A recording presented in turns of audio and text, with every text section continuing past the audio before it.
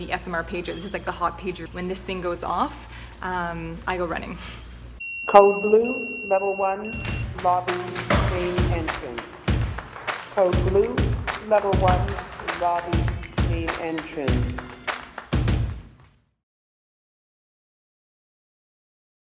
Morning guys, I'm Siobhan, a second-year medical resident. I just got to the hospital, 6:30 in the morning, and today you're gonna see what it's like to be a senior medical resident on an inpatient service. So on a Monday, you've got to learn all the new patients and get a sense of what happened over the weekend. I feel like I missed a lot. And right now I'm just heading to the emergency department to meet up with my staff physician, so the main boss, and we're going to be reviewing and seeing all the new patients that came in overnight, the residents on call admitted.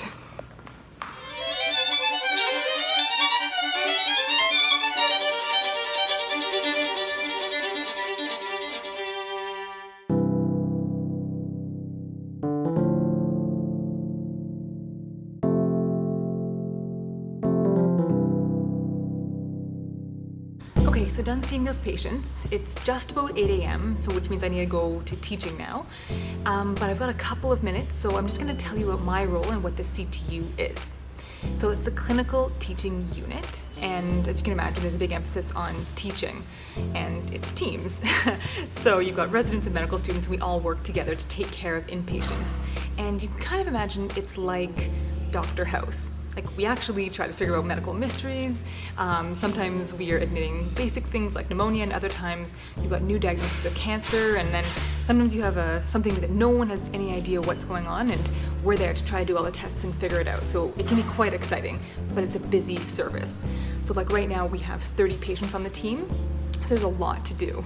So as the senior medical resident, my role is managing the team, teaching the medical students and junior residents, and then overseeing sort of all of the patient care. So I need to be aware of all the patients, know what's going on. It's sort of getting us ready for, rather than just seeing 5-6 patients a day, I should have the bigger picture of all the patients. So it's a lot of pressure. Now it's time to go for morning teaching. Today is a case-based learning experience. So we're given a scenario, and as a team we have to come up with a diagnosis and write admission orders. So as a senior resident though, it's more about providing feedback and then filling in knowledge gaps within my team. So just done with teaching, and it was actually on infective endocarditis. It was just that I did a video on that, so I was super ready for it. I bet you guys would have been too. Anyway, now we have multidisciplinary rounds, or bullet rounds, where we quickly go through all of our patients with occupational therapy and physical therapy and social work and the coordinators of the hospital. And it's a way to try to streamline patient care. So what are we still waiting for? Are we trying to get people moving, or are we trying to get a CT scan, or what's sort of holding things up? And yeah, anyway, I bring the medical side of that, so I usually talk about that, so I should probably get going so I'm not late and don't make everyone wait.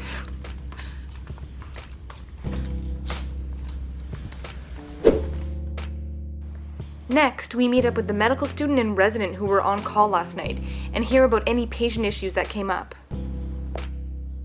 So now that we've divided up the team, each of the medical students and residents are going to be going and seeing each patient, writing notes on them, and really diving into detail. What I do is then I go, and I'm going on the computer right now and looking at the blood work for each of the patients, checking out first the sicker ones. So I always like to see the sicker patients first and the ones that are planning to go home.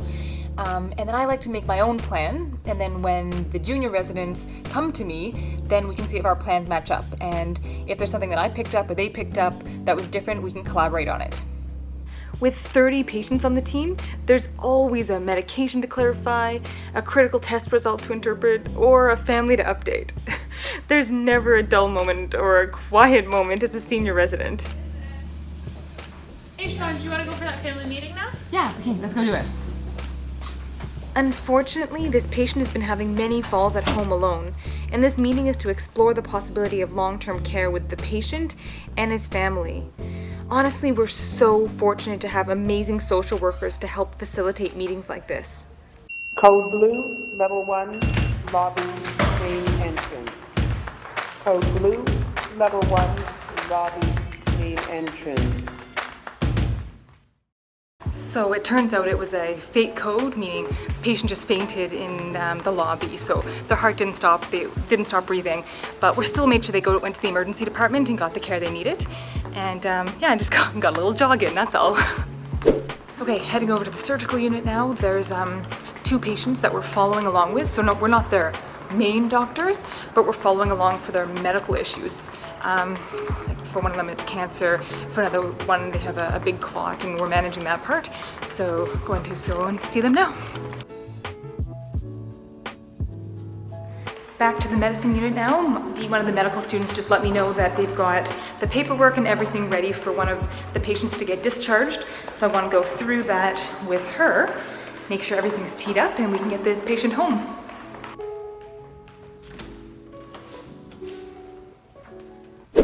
Okay, 1 discharge down. Sounds like there's another patient who may be able to go home, but I actually need to see this patient, make sure they're walking, make sure they don't have a Foley catheter, and make sure they understand their instructions and are ready for home. So I'm going to touch base with the patient's nurse and physical therapist to get a better sense of how he's doing today compared to yesterday. Oh boy, that really shows you the importance of seeing patients yourself. That person is not ready to go home. Breathing's still really fast. I'm not comfortable with that, so try to get him feeling better before going home.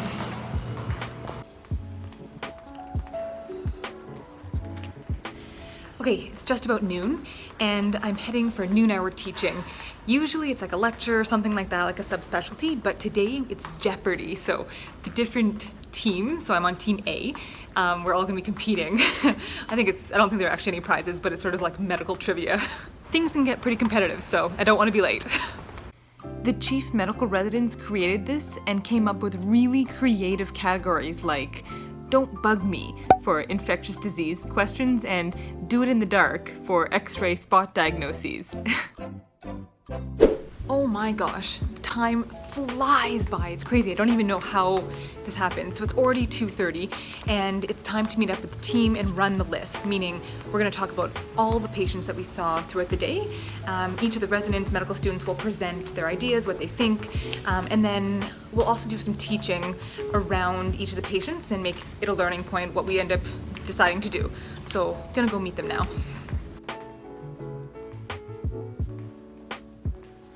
Okay, so I'm done the day stuff, and now technically I'm on bridge, which basically just means I'm bridging the day and the night shift, and we have an SMR who's on from 4 to 8 p.m. to help out with consults. So I'm heading to the emerge to do 1 consult, and then I could probably go home after that.